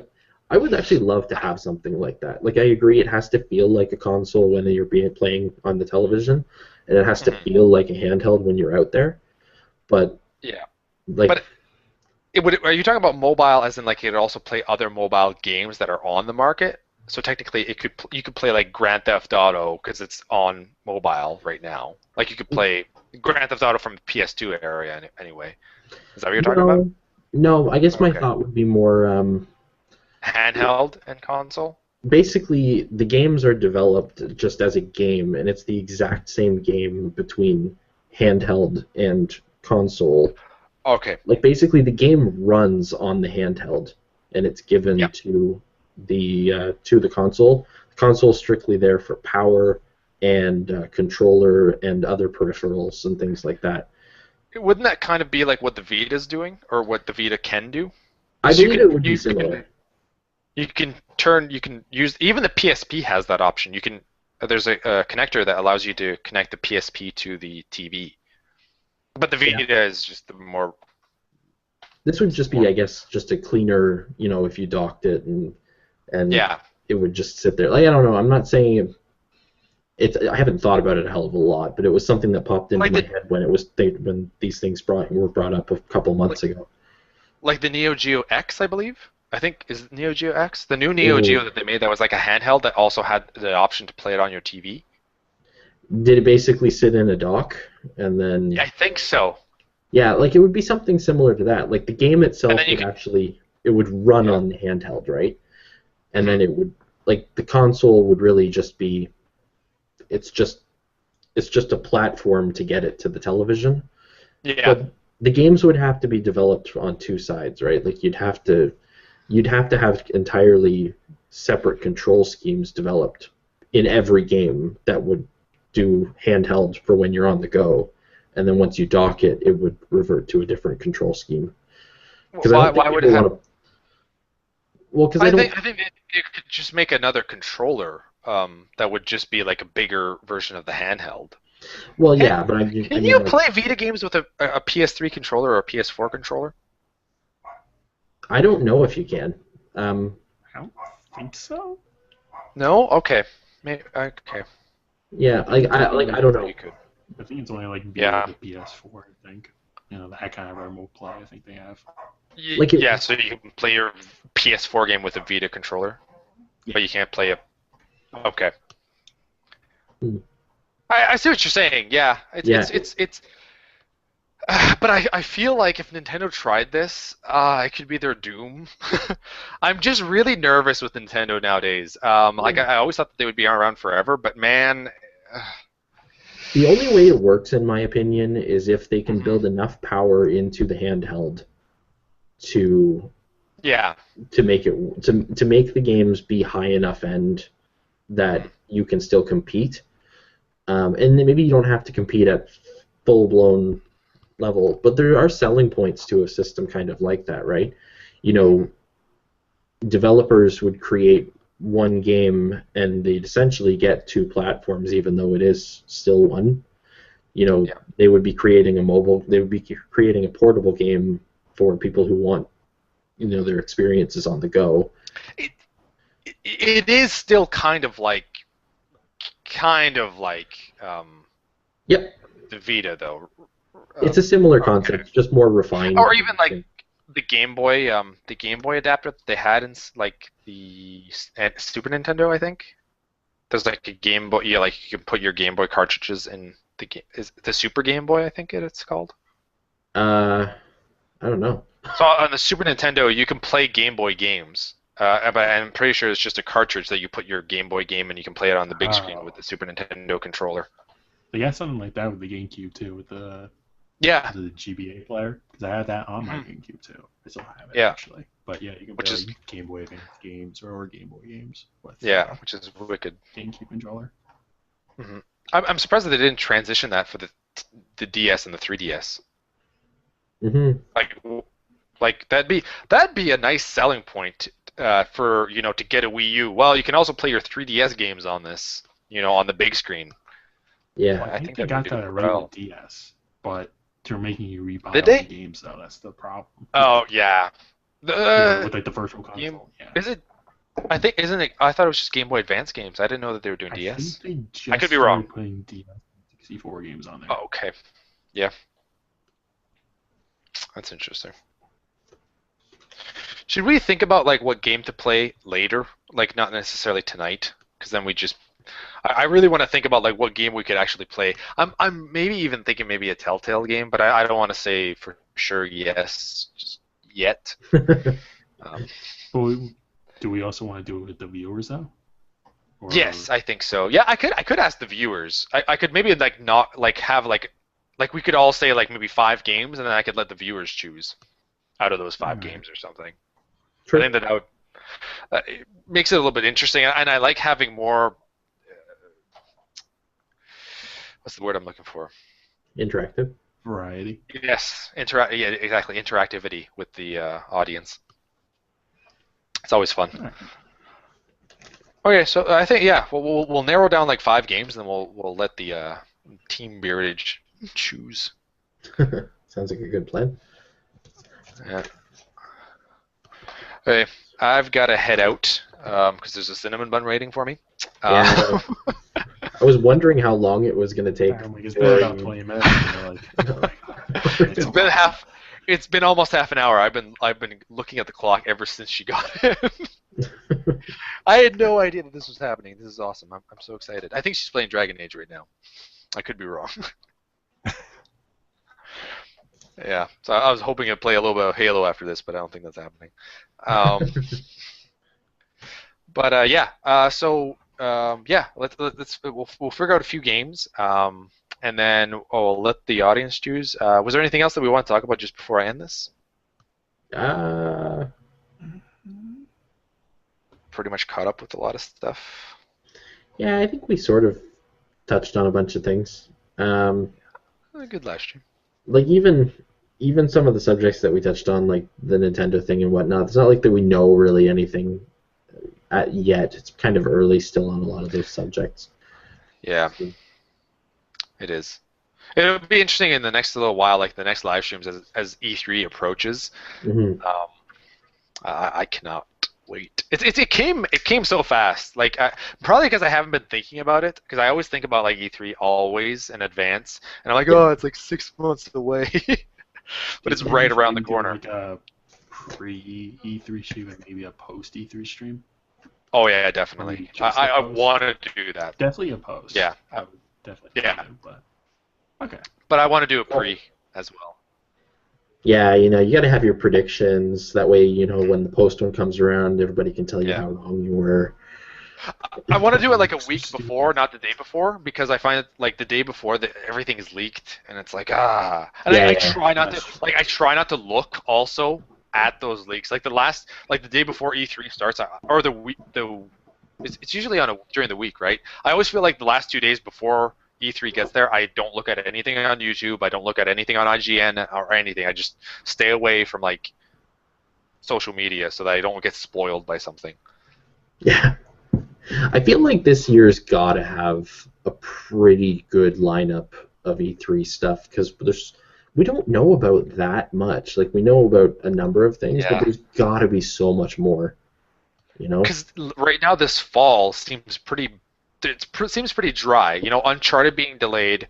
What else? Zelda being delayed. So that means Nintendo has nothing announced, I think, for this fall right now. Do they? Yeah. Okay, so Star Fox. But we haven't seen anything really, have we? We haven't seen anything other than the teaser. We'll see anything. Yeah, not really. Playing. Which one? What'd you say, Jace? I was saying we'll see it at E3. Yeah, oh yes, definitely. Yeah, at E3. Yeah, but okay, so Star Fox, so that's exciting because we're going to finally see something about it. I'm assuming that they're going to at least have one more game. I mean, this is the Wii U, and it's, they might just only have 2 games for it through that entire seat. That's sad. Yeah, like That can't be. Microsoft seems like the only one that's really got announced exclusive content coming this fall. Like, you got Rise of the Tomb Raider, you've got Halo 5, potentially Gears of War Remaster, or HD Collection, whatever you want to call it. Yeah. I feel there's going to be something else. Yes, yeah. Although is that download? Is Fable going to be like? Is that like a free-to-play game? It's free to play, yeah. Yeah. Forza 6 will be in the fall as well. I think Legends actually might be pretty good. I don't know. I got a feeling about that. Fable Legends? Yeah, I think it might be pretty good. Well, I think it's also platform with like Windows 10. I was on board for Fable Legends, and I could not wait for this. And then they announced free to play, and I was like, yeah, I don't know. I don't know how to. It depends on how they like. I'd rather just buy a game and not have to worry about buying additional stuff. Yeah, I transactions or anything like that. Sorry. I agree. Really, I don't like paying, or I don't like. I prefer to pay up front and know I got the whole thing. Yeah, and not have to worry about like, okay, well, if I spend $20 now, like, will I be good? And then like, oh, by the way, there's this other stuff, and like, really, if you want to play competitively, you need this stuff too. So you have to fork out another $10 here, and then eventually just gets up to a point. Heck, I just want to. If it's $60, boom, they're done with. I'm playing the game. I'm equal to everybody else unless there's levels, and that's fine. That's I'm okay with like being weak at the beginning and like getting yourself better as the game progresses. But I don't want it to be like, oh, there's this sword that really makes you powerful, and that other people are going to have for the option of $5 or $1, whatever it is. I just don't like that. Yeah. Yeah, no, that doesn't do anything for me either. No. So it depends. It's going to be how they structure it. But yeah, so that's quite a bit from Microsoft that we know already at the moment. And then E3 is going to hit, and they might have another one.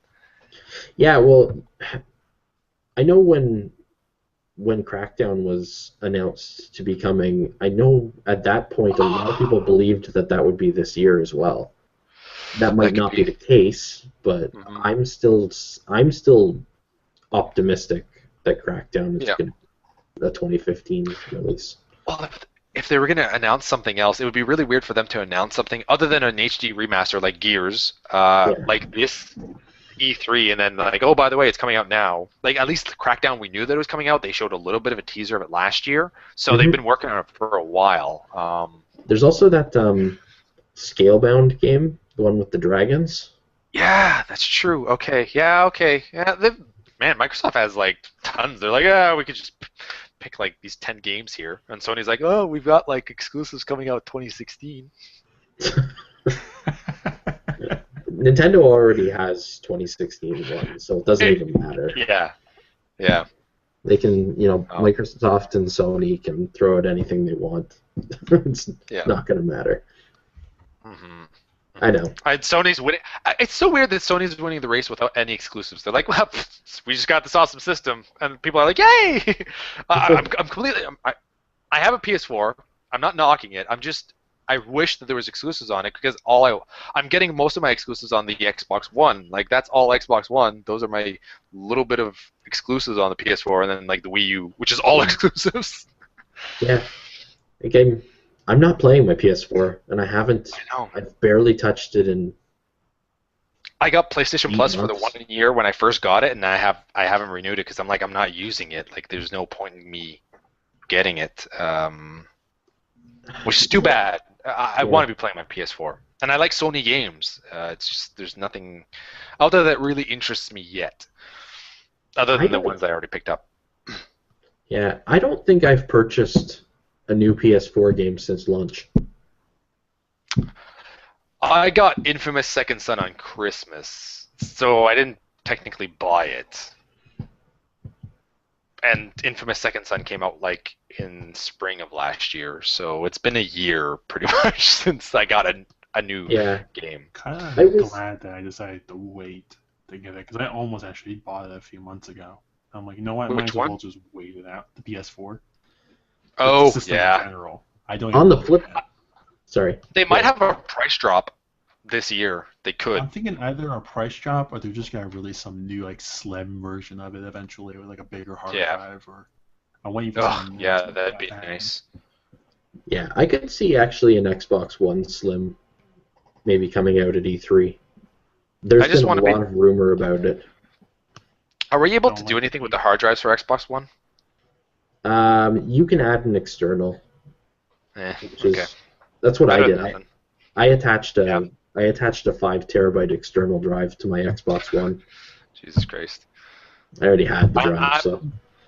I'm at my max. I don't have any room on my Xbox One. I have to start deleting games. Just get an external. It's so easy. Yeah. I probably should. But then I'm gonna have like so many. I have 5 systems out there right now. Yeah. So I'm gonna add an external. I probably have room. Yeah. Okay. You'll want to get one with a power source though. Don't get an external drive that runs strictly off the USB. Oh dear God. Okay. They'll be super slow. Yep. Yeah. Will do.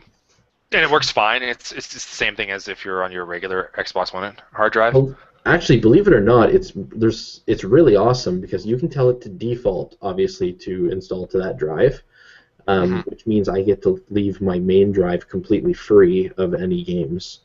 So it just helps me keep the system running. Like, not that the system has ever slowed down for me, particularly, but I get to keep the main drive empty, basically. But the cool thing is, if like all your game data would like install there, right, all the installations, if I disconnect my hard drive from my system and take it to somebody else's place, I can play the game without installing it. Oh, yeah, that's true. Can you still save your data on the Xbox One hard drive? I don't see any reason why not, as long as you sign Okay. into your profile. Oh yeah, you can. Yeah. Okay. Yeah. Because I would just probably do kinda that too. loved Kyle's reaction to that. Like that 1 minute, Kyle's mouth was just like, I didn't even notice. I have to go back and look at that. that was hilarious. It's because I don't see myself because I'm looking at Kevin, right, when he's talking and I'm not making any noise. It goes to whoever's making the most noise. So Kevin was talking, so Yeah, I I was see just Kevin paying talking attention up to you. here, and then on the bottom next to me, I just Yeah. see you. It's just one of those benefits that you don't really think about, having the external drive. Yeah. So it's pretty great. Like I got a 5 terabyte drive for like $100, which was dirt cheap. I know. I gotta but- get one. I have Yeah. Even if you 2 did like terabytes. 2 would be ample. Yeah. I've got 2 of those, so I mean, I could use one of those if I really wanted to. Although, I mean, I've already I've got 500 gigabytes worth of stuff on my Xbox One already. Yeah. And there's more games that I want to play that I actually own, but they're not on there right now. Yeah. So 500 gigs is not enough. 1 No. terabyte would have been better. I think 2 terabytes would have been optimal. 2 Yeah, terabytes is quite a bit enough. Like you can put a lot with 2 terabytes because you're not going to be cycling through like 30 games at once. It's nice to have, but And you figure for the price of for what they were charging for these machines to start with, I would have gladly paid an extra $50 just to have a big drive put in the first place. Like Yep. not everybody would, and I get that. They have to kind of cater to the lowest common denominator. What Yep. people will pay. But I would have happily done it, even if they just had a SKU with a larger drive. Yeah. So I agree. But, I don't know. Funny, actually, well, we were talking about the PS4s and how they might get a price drop, and how Jason's happy that that you didn't buy one before, right? Mm-hmm. In my case, I actually, and would be Kyle's as well.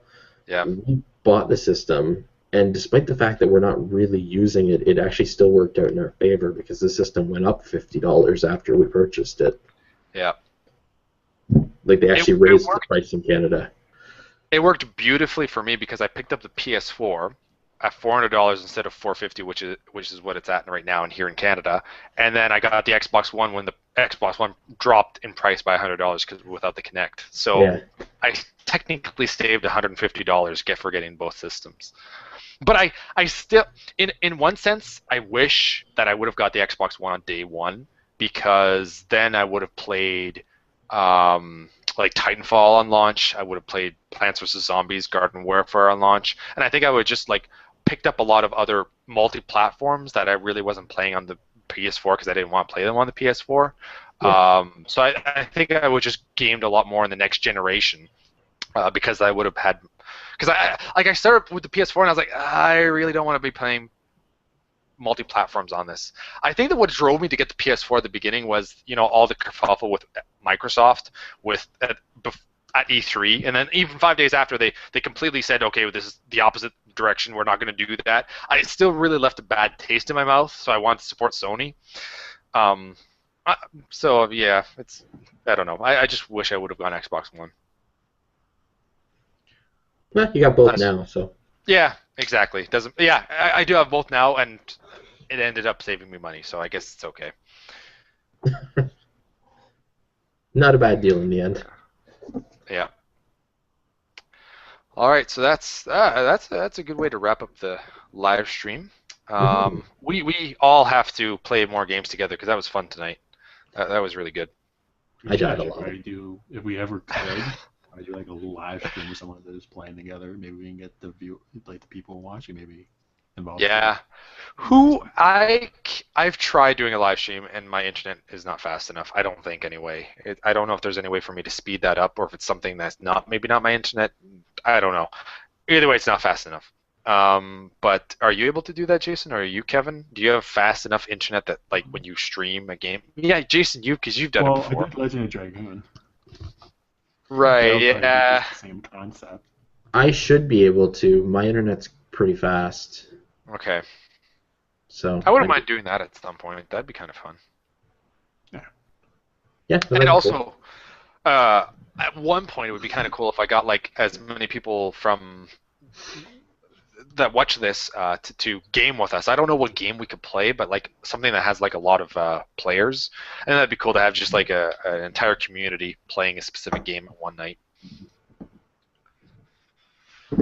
in the future. Sure. Yes.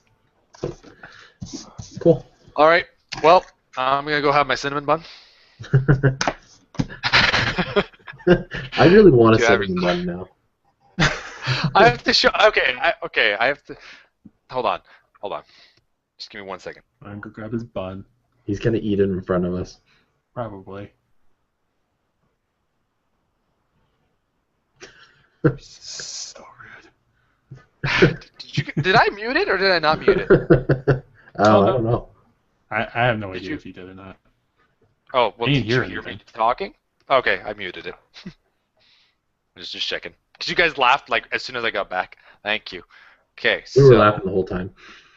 this is like I have to put this on. I have to heat it up, and then I put this on, which is the cream. But this is amazingly like You look at son that. of a bitch. I know, right? And look at all of this. This is the cream that goes on top of it, like the sugary part. This is delicious. I am so excited, and it was baked today. Did you bake it? Oh, okay. Yeah. Okay. Cool. So I'm excited. I'm so happy right now. I don't. It's like 10:30 at night. I can't even go anywhere to get a cinnamon bun right now. You're right. Yeah. Well. Better luck tomorrow. Bad or anything anyway. Let's sit in there. All right. So I'll talk to you guys later. Yep. All right, Kevin, are you going to? Jason, you work tomorrow morning, eh? Yep, 8 a.m. Yeah, you're probably going to bed. Kev, by chance, if you're staying up, did you want to play something? Sure, we can talk about that if you want after the end of the stream. Okay. All right. Yep. Cool. Should have done that. Okay. All right. Well, thanks everyone for joining in, including you, the both of you. This was a good live stream. Let's not wait 3 months before the next one. That's partly due to my fault. The last 2 times. I know. Okay. Yeah, we shouldn't say that. We'll just be like, okay, see you guys next time. That's like our closing line. Like, we won't see it in the next 3 months. It's like 3 months later every single time. Yeah. Yeah. Okay. That's great. All right. That's funny. Well, see you guys in 2016 when the first exclusive for the PS4 comes out. Yeah, it's gonna happen. All right. Awesome. All right. See you guys. Bye.